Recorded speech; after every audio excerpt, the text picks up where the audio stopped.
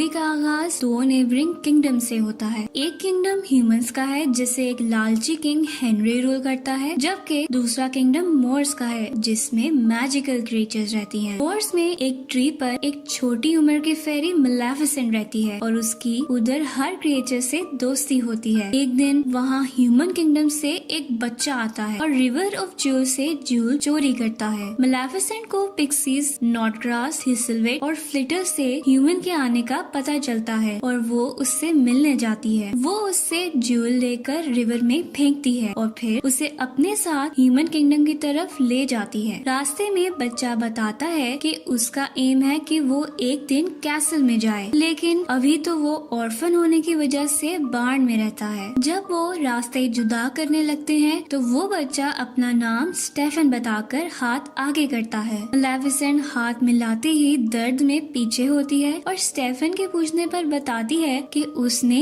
Iron की ring पहनी है और फेरीज आयरन से हर्ट होती हैं। इस पर स्टेफन अपनी रिंग दूर फेंक देता है। वो जाते हुए दोबारा आने का प्रॉमिस करता है। मलेफिसेंट स्टेफन के करीब होते हुए भी रिंग फेंक देने के एक्ट से बहुत इम्प्रेस होती है और सारा टाइम उसके बारे में सोचती रहती है। कुछ हफ्तों बाद स्टेफन दोबारा मिलने आता है और फिर वो बार बार आता ही रहता है। वक्त के साथ साथ उनकी दोस्ती प्यार में बदलती जाती है और मलेफिसेंट की 16th बर्थडे पर स्टेफन उसे ट्रू लव किस देता है। उसके बाद वो काफी अरसा पैसे कमाने और एम्बिशंस पूरी करने की वजह से मोर्स नहीं आता, जबकि मलेफिसेंट बड़ी होके एक पावरफुल फेरी बन के मोर्स की हिफाजत करती है। इसी तरह एक दिन लालची किंग हेनरी मोर्स में पावरफुल क्रिएचर का सुनकर उस पर कब्जा करने के लिए अपनी आर्मी लेकर आता है। मलेफिसेंट दूर से आर्मी को देखकर उनके सामने पहुंचती उन्हें वापस मुड़ जाने का कहती है। हेनरी उसका मजाक उड़ाते हुए अपनी आर्मी को उस पर अटैक करने का कहता है, तो मलेफिसेंट ट्री ब्रांचेस यानी कि शाखों से बनी हुए क्रिएचर्स को बुला लेती है। वो आर्मी से लड़ने लग जाते हैं और मलेफिसेंट हेनरी के पास जाती है, लेकिन वो उसे आयरन लगाकर जख्मी करता अपनी आर्मी के साथ कैसल वापस भाग जाता है। कैसल में किंग हेनरी बीमार हुआ बिस्तर पर पड़ जाता है और ऐलान करता है कि जो उसका बदला लेकर मलेफिसेंट को मार देगा वो फ्यूचर किंग और उसकी बेटी का हस्बैंड बनने का हकदार होगा। किंग का ख्याल रखता बड़ा हुआ स्टेफन भी ये सुन लेता है। स्टेफन मलेफिसेंट से मिलने जाता है और दोनों गुजरे वक्त की बातें करते हैं। बातों ही बातों में स्टेफन मलेफिसेंट को पानी देता है, जिसे पीकर मलेफिसेंट बेहोश होकर सो जाती है। उसके सोने का यकीन करके स्टेफन उसे डैगर से मारने लगता है, लेकिन उसकी हिम्मत नहीं होती। फिर वो मलेफिसेंट के विंग्स देख के कुछ सोचता अपनी आयरन चेन्स निकालता है। नेक्स्ट सीन में हम सुबह होने पर देखते हैं कि मलेफिसेंट दर्द में उठती है और देखती है कि उसके विंग्स ही नहीं है। वो दर्द में चिल्लाती रहती है और छुपा हुआ स्टेफन उसकी चीखें सुनने के बावजूद विंग्स लेकर कैसल चला जाता है। वो किंग के सामने विंग्स पेश करके मलेफिसेंट को मारने का दावा करता है, जिस पर किंग उससे बहुत खुश होता है। उधर उड़ती फिरती मलेफिसेंट अपने विंग्स ना होने की वजह से अब चलने पर मजबूर हो चुकी है। एक फेरी के लिए उसकी विंग्स बहुत जरूरी है, इसलिए मलेफिसेंट स्टेफन के धोखे और विंग्स के ना होने पर अभी तक गम में है। एक दिन यूं ही चलते हुए उसे एक ह्यूमन एक कौवे का शिकार करता दिखता है और वो क्रो को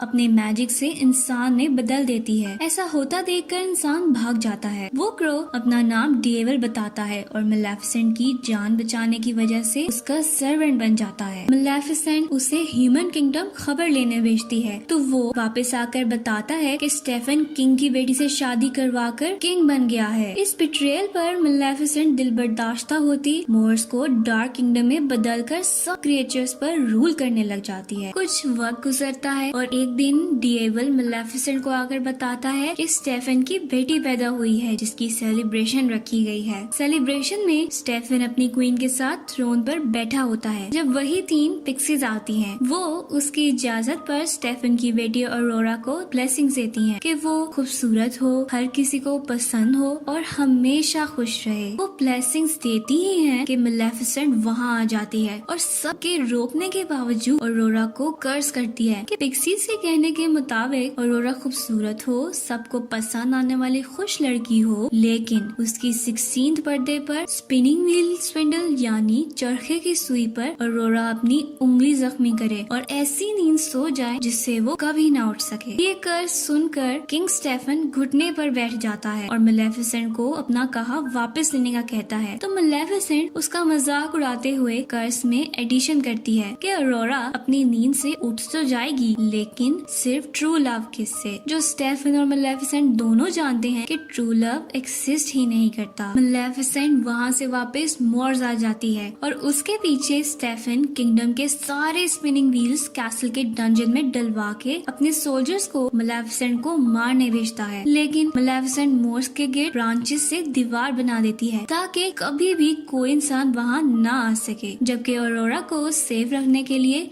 स्टेफन उसे पिक्सीज के साथ उसकी 16th बर्थडे तक छुपाए रखने का कहकर फॉरेस्ट के एक कॉटेज में भेज देता है। पिक्सीज बच्चे के लिए ह्यूमन फॉर्म में तो आ जाती हैं, लेकिन उन्हें उसका ख्याल रखने का कुछ भी पता नहीं होता।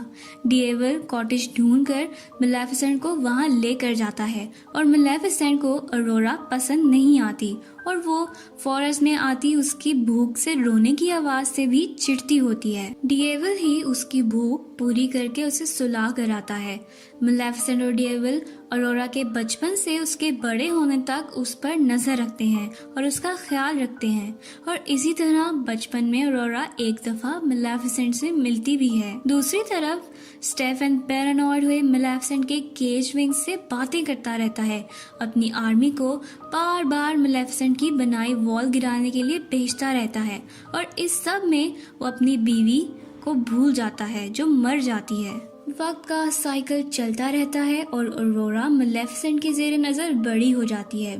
वो मोर्स के बारे में बहुत क्यूरियस होती हुई मेलेफिसेंट की बनी वॉल के पास खड़ी होती है जब मेलेफिसेंट वहां आती है। वो अरोरा को बेहोश करके सोल्जर से लड़ती उन्हें वापस भेज देती है और फिर अरोरा को अपने साथ मोर्स के अंदर ले जाती है। अरोरा जब जागती है तो वो मेलेफिसेंट को बताती है कि उसे पता है मेलेफिसेंट उसकी गॉड मदर है, क्योंकि वो बचपन से ही उसका लुक आफ्टर कर रही है। उसके बाद अरोरा अक्सर ही मोर्स में दिखाई जाती है और उसकी मोर्स के क्रिएचर से दोस्ती भी हो जाती है। उसका ध्यान रखते रखते मेलेफिसेंट उसकी केयर करने लग जाती है और अरोरा की मोहब्बत में गिरफ्तार होती वो उस पर किया अपना कर्ज वापस लेने की भी कोशिश करती है, लेकिन कामयाब नहीं होती है। जैसे जैसे अरोरा का बर्थडे करीब आता है तो दोनों किंगडम्स में बेचैनी बढ़ती जाती है। स्टेफन को मेलेफिसेंट की नाइटमेयर्स आती है और वो रातों को भी लेबर से आयरन बनवाता रहता है, जबकि मेलेफिसेंट सैड होती हुई अरोरा को उसकी बर्थडे से एक दिन पहले दुनिया के ईविल के बारे में समझाने की कोशिश करती है।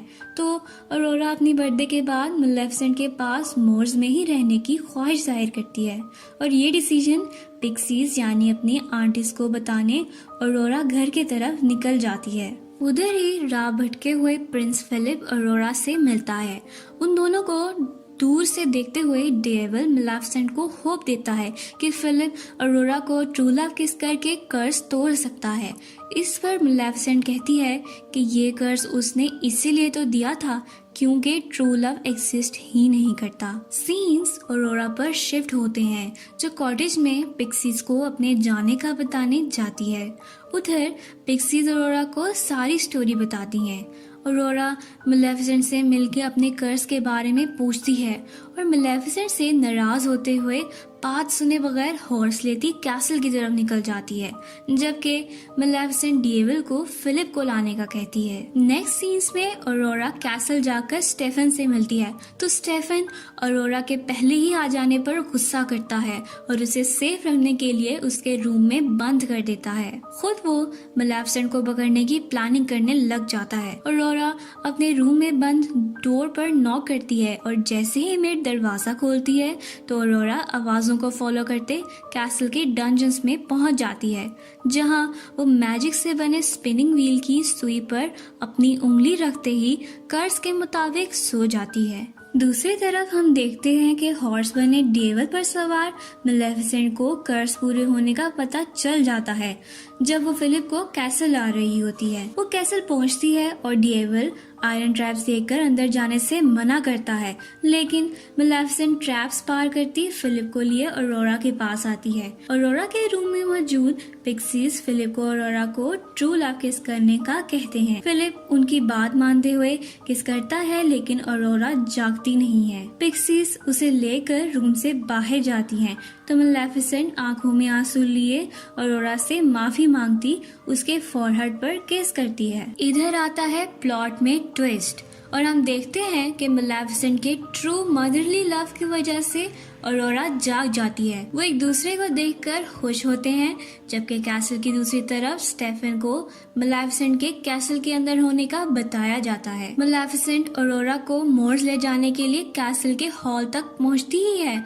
तो उस पर आयरन चेन्स फेंककर उसे कमजोर कर दिया जाता है। ऑरोरा को गार्ड्स आगे बढ़ने नहीं देते और अपने बचाव के लिए मेलेफिसेंट डिएवल को ड्रैगन बना देती है। डिएवल सोल्जर्स को गिराकर मेलेफिसेंट से चेन्स हटा देता है, लेकिन गार्ड्स उसे पकड़ लेते हैं और मेलेफिसेंट को आयरन शील्ड में घेर लेते हैं। मेलेफिसेंट ड्रैगन की आग से तबाह होता कैसल देखकर ऑरोरा को भाग जाने का कहती है और उसके जाते ही आयरन आर्मर में स्टेफन मेलेफिसेंट की तरफ आता है। वो आयरन चेन से उसे दूर फेंककर मारने ही लगता है कि ऑरोरा के थ्रू केज से आजाद करदा मेलेफिसेंट के विंग्स उससे आके अटैच हो जाते हैं और मेलेफिसेंट फिर से पावरफुल हो जाती है। वो सोल्जर्स को गिराती डिएवल को आजाद करवा देती है और अपने पांव पर लगी स्टेफन की चेन से उसको घसीटती हुई विंडो तोड़ती कैसल से बाहर ले जाती है। वो कैसल की छत पर स्टेफन को लेकर आती है और अपनी चेन उतारने के बाद उसको मारने लगती है, लेकिन उसकी हिम्मत नहीं हो पाती। वो वापस जाने के लिए मुड़ती ही है कि स्टेफन उस पर हमला करता दोनों को नीचे की तरफ ले जाता है। मेलेफिसेंट अपने विंग्स खोलते हवा में रह जाती है, लेकिन स्टेफन नीचे गिर के मर जाता है। मूवी के लास्ट सीन में हम देखते हैं कि मेलेफिसेंट मोर्स के गिर्द वॉल्स खत्म कर देती है और मोर्स को उसकी असल हालत पर लाते हुए ऑरोरा को ह्यूमन किंगडम और मोर्स की यूनिफाइड क्वीन बना देती है। तो मोरल ऑफ द स्टोरी ये था कि ट्रू लव लाजमी नहीं कि लड़का लड़की का ही हो, बल्कि ट्रू लव पेरेंट्स, फ्रेंड्स वगैरह सबका ही हो सकता है।